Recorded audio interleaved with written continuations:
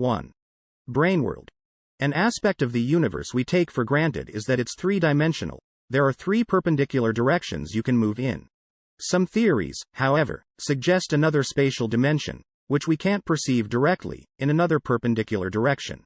This higher dimensional space is referred to as the bulk, while our universe is a three-dimensional membrane, or brane, floating inside the bulk.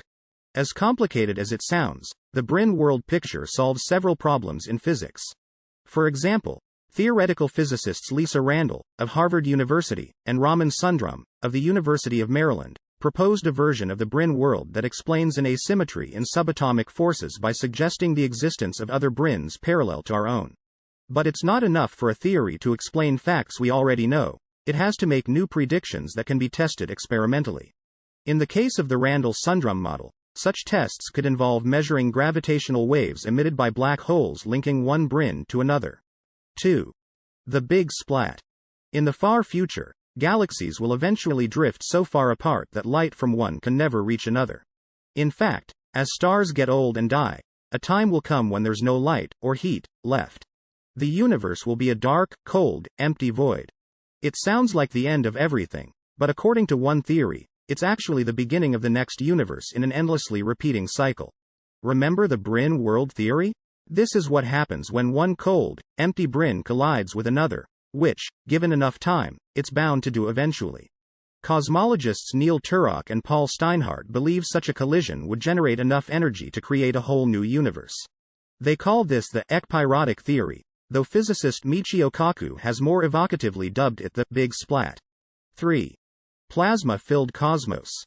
The Big Bang remains the preferred theory of many scientists, supported by two key observations: the expansion of the universe in the cosmic microwave background, CMB. Immediately after the Big Bang, the universe was much smaller and hotter, filled with a glowing plasma like the sun. We still see the end of this super-hot phase in the form of a sea of radiation filling the whole of space. The expansion of the universe over the intervening billions of years has cooled the radiation down to -454 degrees Fahrenheit, -270 degrees Celsius, but it is still detectable by radio telescopes. The CMB looks virtually the same in every direction, which can't be explained if the universe has always expanded at its current rate. Many scientists believe it went through a brief period of extremely rapid inflation, a fraction of a second after the Big Bang, suddenly ballooning in size from a subatomic scale to several light-years. 4. The holographic universe. Think of a security hologram. This is basically a two-dimensional object encoding a full three-dimensional image. According to this theory, the whole three-dimensional universe may be encoded on its two-dimensional boundary. It may not sound as exciting as living inside a simulation, but it has the advantage that it's a scientifically testable theory. Research in 2017 from the University of Southampton, UK, showed it was consistent with the observed pattern of CMB fluctuations. 5. The steady-state universe. The Big Bang is our best guess on how the universe started out, according to NASA. It was denser in the past, and it will become less dense in the future. Not all scientists were happy with that, so they came up with a way for the density to remain constant, even in an expanding universe. That resolution involves the continuous creation of matter at the rate of about 3 hydrogen atoms per cubic meter per million years. This model fell out of favor with the discovery of the CMB, which the model can't easily explain. 6. The multiverse.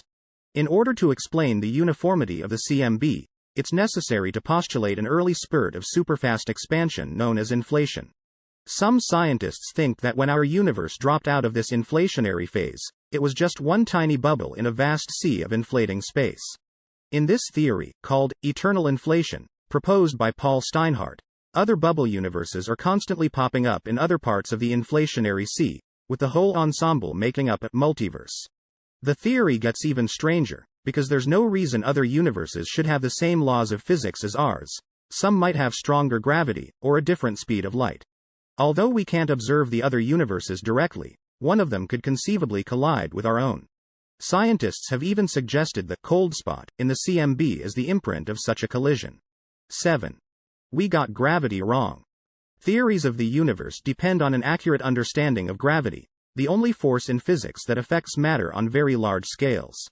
But gravity alone can't explain certain astronomical observations.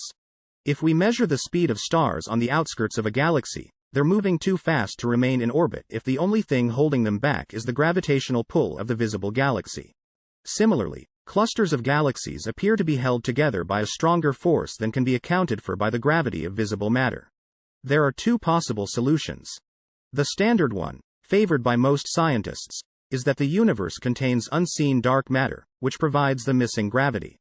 The maverick alternative is that our theory of gravity is wrong, and should be replaced by something called modified Newtonian dynamics, MOND, scientists proposed in 2002 in the journal Annual Review of Astronomy and Astrophysics. The two options, MOND and dark matter, are equally consistent with observations, but are yet to be proven. More experiments are needed. 8. Superfluid spacetime.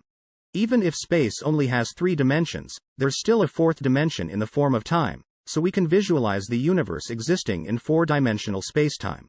According to some theories, like one proposed by Stefano Liberati of the International School for Advanced Studies and Luca Maccioni of Ludwig Maximilian University, in the Physics Review Letters journal, this isn't just an abstract frame of reference containing physical objects like stars and galaxies, but a physical substance in itself, analogous to an ocean of water. Just as water is made up of countless molecules, spacetime, according to this theory, is made up of microscopic particles on a deeper level of reality than our instruments can reach. The theory visualizes spacetime as a superfluid having zero viscosity. An odd property of such fluids is that they can't be made to rotate in a wholesale fashion, like an ordinary liquid does when you stir it. They break up into tiny vortices, which in the case of superfluid spacetime, may be the seeds from which galaxies form. 9. Simulation theory. So far, all the theories have come from scientists, but here's one from the philosophers. If all of the information about the universe comes into our brains via our senses and scientific instruments, who's to say it isn't all a cleverly designed illusion?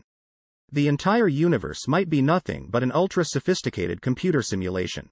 It's an idea that was popularized by the Matrix movies, but as outlandish as the idea sounds, some philosophers take it seriously. However, it fails the test of a true scientific theory, because there's no way it could be proved true or false. 10. Cosmic ego trip. The laws of physics involve a handful of fundamental constants that determine the strength of gravity, electromagnetism, and subatomic forces. As far as we know, these numbers could have any possible value, but if they departed even slightly from the values they actually have, the universe would be a very different place. Most importantly for us, life as we know it, including, of course, ourselves, couldn't possibly exist. Some people see this as evidence that the universe was consciously designed in order for human-like life to evolve. The so-called self-centered anthropic theory, proposed by Nick Bostrom in his book, Anthropic Bias.